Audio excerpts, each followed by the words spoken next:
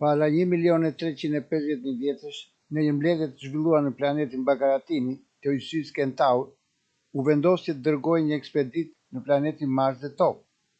Planeti Bakaratini, që duke u shkatruar nga konfliktet dhe katastrofat natyrore, kështu që banorëve të tij nuk i kishin mbetur më shumë se 500 vjet shpresë për të vendosur në një planet tjetër. Banorët e këtij planeti janë antarë të racës njerëzore me një inteligjencë dhe zhvillim të lartë. Ekzistonin dy raca.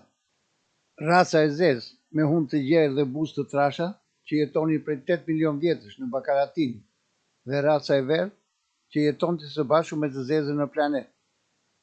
Çfarë i detyruan banorët e këtij planeti të largohen? Çfarë ndodhi me këtë planet? Dhe si u zhvilluan në Mars dhe në Tokë këto civilizime? Dhe në fund të fundit, ku është raca e bardhë? Me këto tema do të merremi sot në pjesën e tretë dhe të fundit të librit të zotërisë që quhet Michel Desmarquet. Ka ngjarje që në momentin e parë të duken aq të pamundura sa mund të deklarosh me bindje se nuk kanë asnjë shans teorik që të ndodhin. E megjithatë, ja ku kemi francezin Michel Desmarquet, që thotë se udhëtojnë në planetin Tiaoube dhe që flet me aq hollësi për ngjarje sa është e pamundur që të gënjej. Njerëzit që jetonin prej 8 milion vjetësh në planetin Bakaratini janë më të zhvilluar se raca jonë sot. Megjithatë, gjatë zhvillimit të tyre, ata zbuluan atomin dhe grimcat e tjera, të cilat mund të bëjnë burimin energjie, por njëkohësisht mund të sjellin dhe shkatrimin total, gjë që ndodhi në këtë planet si rezultat i konfliktit midis këtyre dy racave. U krijua një dimër nuklear me temperatura -40 gradë Celsius dhe duke patur edhe mungesë ushqimi, civilizimi u shkatrua. Mbijetuan vetëm 150 njerëz nga raca e zezë dhe 85 nga raca e verdhë. Ka patur edhe një katastrofë më të hershme para rreth 1 milion vjetësh, ku dhe atëherë mbijetuan vetëm 800.000 njerëz, të cilët u fshehën në tokë dhe pas 150 vjetësh mbijetuan vetëm 235. Pas kësaj, me ndihmën e qenieve nga Tiaoube, numri i racës së zezë shkoi në 190.000 dhe raca e verdhë në 85.000.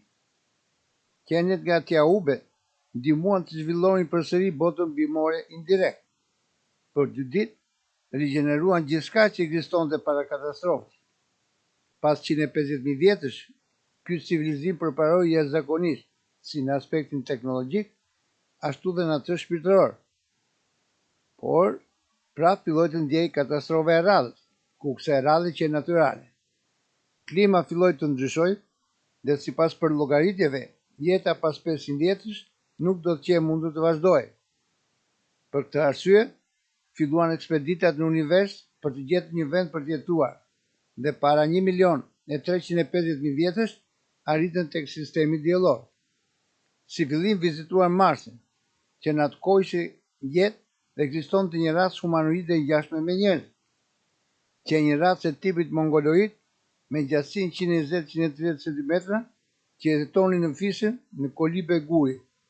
Nuk qenë të zhvilluar nga ana teknologjike, por ishin të zhvilluar shpirtërisht. Marsi në atë kohë ishte në rrugën e uljes së temperaturave dhe të problemeve të tjera. Udhëtimi i radhës që në planetin Tokë, pikërisht në kontinentin australian, i cili në atë kohë përfshinte edhe Indonezinë, Guinenë e Re dhe Malajzinë. Në atë kohë në brendësitë e Australisë kishte një det, në të cilin deteshin shumë lumej, në dallim nga sot ku në atë vend gjendet një shkretëtir. Sipas tyre, Australia duket si paraj, kështu që vendosën të krijojnë bazën e tyre. Kjo racë që u vendos në Australi që pikërisht raca e zezë. Raca e verdhë u vendos për herë të parë në Burma. Më vonë këto grupe dhanë dritën jeshile për gjithë popullsinë në Bakaratini. Anijeve të tyre në atë kohë ju duhet edhe 50 vjet toksor që të arrinin planetin Tokë.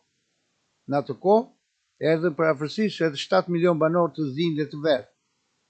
U arrit një marrëveshje që në Bakaratini qëndronin vetëm të sëmurët dhe pleqt.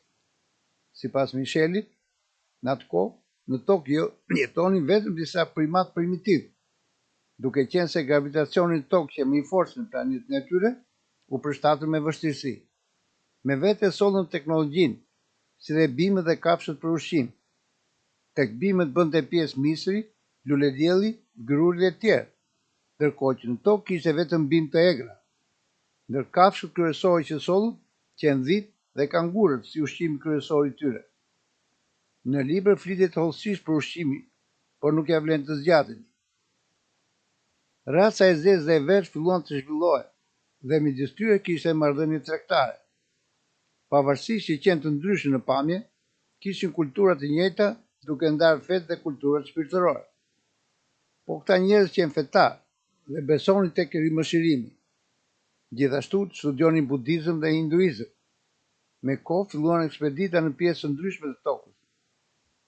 Pas 300.000 vjetësh nga ardhja në planet, filluan ekspeditat në Afrikë dhe zbuluan bimë si ajo që ne sot e quajmë domate, që në atë kohë që e vogël sa një kokërushi. Madhësinë e sotme të domates e realizoi raca e verdhë, që quhet mjeshtre në atë fushë. E njëjta gjë ndodhi dhe me banane.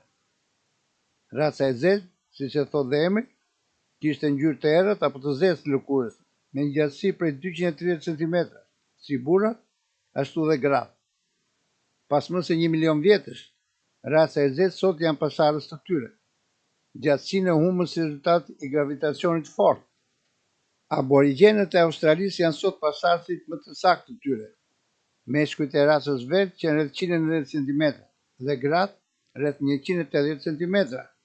Në atë kohë, Antarktida nuk qes si është sot. Objektet e tyre fluturues kishin motor antigravitacional dhe ishin të zhvilluar nga pikpamja e sistemit ekonomik dhe politik, si dhe të drejtimit. Tek sistemi i drejtësisë ligjet ishin të tilla. Hajdutët për herë të parë i bënin një shenjë në dorë. Nëse vithte për së dyti, i përjepë llëmba.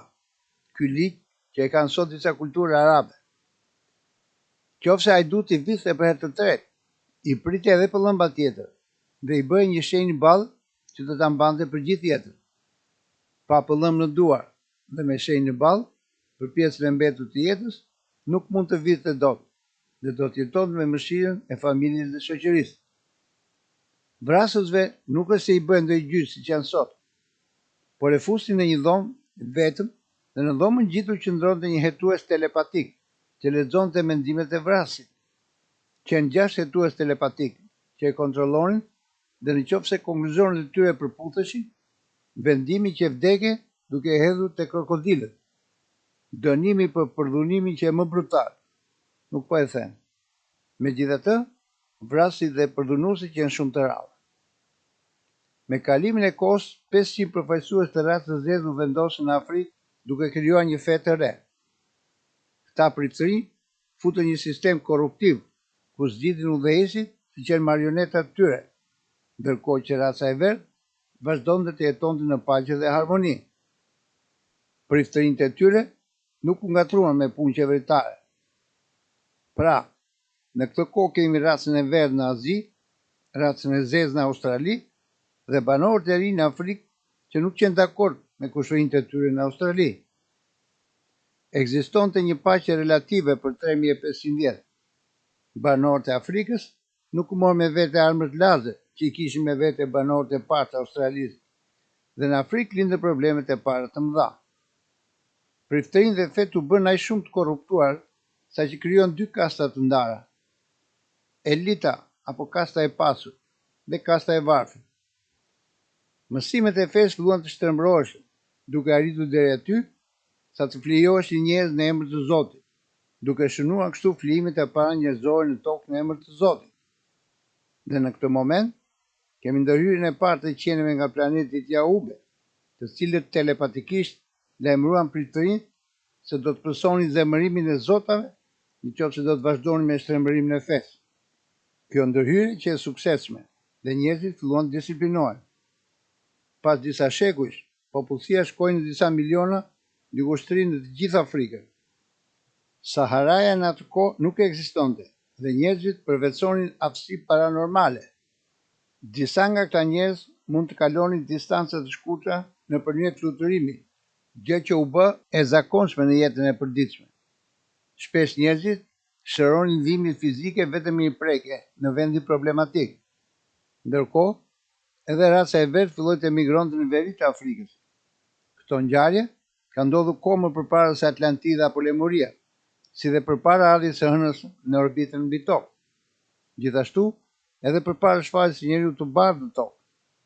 Në Tokë do të ndodhte një katastrofë globale që do të zhdukte që të gjithë gjurmët e këtyre civilizimeve.